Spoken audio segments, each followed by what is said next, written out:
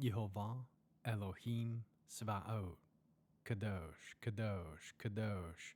Please fill me and lead me, and cover me and stir me, and speak through me with your Ruach HaKodesh, that I may speak your written words with boldness and humility to those who listen.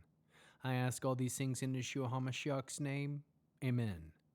We'll start with the Shema. Listen and obey. Children of Yehovah, pay careful attention and respond. Yehovah is our power and authority. Yehovah works in unity with himself. And you shall act upon your love to Yehovah with your power and authority, with your thoughts and mind, with your entire body, and with all the muchness that you have. Yod, Hey, Vav, Hey. Hand, behold, nail, behold.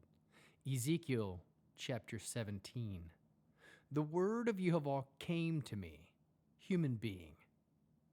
Propound this riddle. Tell the house of Israel this allegory. Say that Yehovah Elohim says this: a big eagle, having great wings and long pinions, full of varicolored feathers, came to the Levi'an and took over the top of the cedar.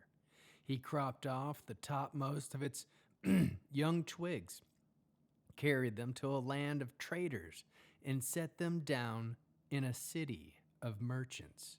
He also took some of the seed in the land and planted it in fertile soil, placed it where there was abundant water, as one would a willow. It grew to become a fruitful vine, sprawling over the ground. Its branches turned toward him, and its roots were under him. Thus it became a vine, sprouting branches and putting forth shoots. There was another big eagle with great wings and many feathers, and the vine bent its roots toward him, put forth its branches toward him, so that he might water it more than in the bed where it was planted. It had been planted in good soil near plenty of water, so that it would produce branches, bear fruit, and become a noble vine. Say that Yehovah Elohim asks, will it succeed? Won't he pull it up by the roots and cut off its fruit, so that it dries up and all its sprouting leaves wither?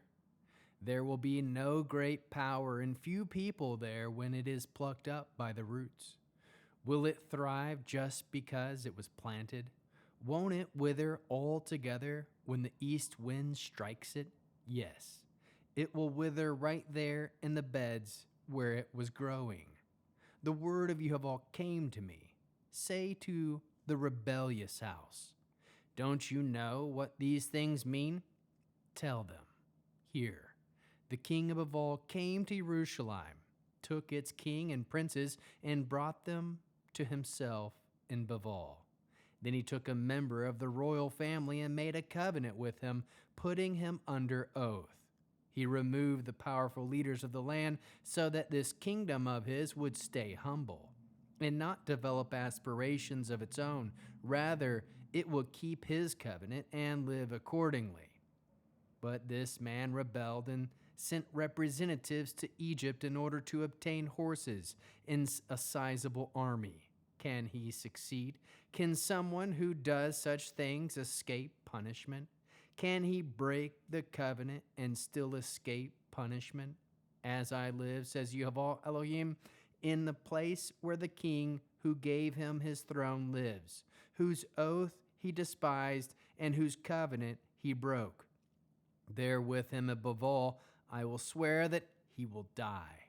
Pharaoh, with his mighty army and numerous troops, will give him no help in the war, when they raise siege works and build fortified towers to destroy many people, because he despised the oath by breaking the covenant to which he has sworn allegiance. Having done all these things, he will not escape unpunished. Therefore Yehovah Elohim says, as I live, I swear that it is my oath he has despised, and my covenant he has broken, and I will bring this on his own head. I will spread my net over him, and he will be caught in my snare. I will bring him to Babel and bring him to judgment there for breaking faith with me. The elite troops among his forces will die by the sword, and those who survive will be scattered to every wind. Then you will know that I, Yehovah, said it. Yehovah Elohim says, from the top of this tall cedar, from its highest branch, I will take a shoot and plant it myself on a high and prominent mountain. I will plant it on the highest mountain in Israel, where it will put out branches, bear fruit, and become a noble cedar. Under it will live all kinds of birds. Winged creatures of every description will live there in the shadow of its branches. Then all the trees of the field will know that I, Yehovah, bring down the tall tree and raise up the low tree, wither the green tree, and make the withered tree bear fruit. I, Yehovah, have spoken, and I will do it. How can we learn to love our Creator after reading this fascinating 17th chapter of Ezekiel? We can listen to the written word of Yehovah, proclaim the written word of Yehovah, trust the written word of Yehovah. Trust Yehovah will plant you where he wants you to be. Aim to produce fruit in your life that is pleasing to Yehovah. Aim to succeed where Yehovah plants you. Stay humble, keep covenant, and live according to the Torah of Yehovah. Cling to Yehovah for grace, mercy, compassion, and forgiveness. Keep faith with Yehovah. Know that he is Yehovah. Aim to bear fruit for Yehovah. How can we love others as Yeshua loves us? We can point all to Yehovah for salvation. Bear one another's burdens. We can stay humble. Produce spiritual fruit, love, joy, peace, patience, kindness, goodness, faithfulness, humility, self-control. We'll end with the Aaronic blessing using the name. Yehovah will kneel before you presenting gifts, and he will guard you with a hedge of protection. Yehovah will illuminate the wholeness of his being toward you, bringing order, and he will provide you with love, sustenance, and friendship. Yehovah will lift up the wholeness of his being and look upon you and will set in place all you need to be whole and complete. Shalom, shalom.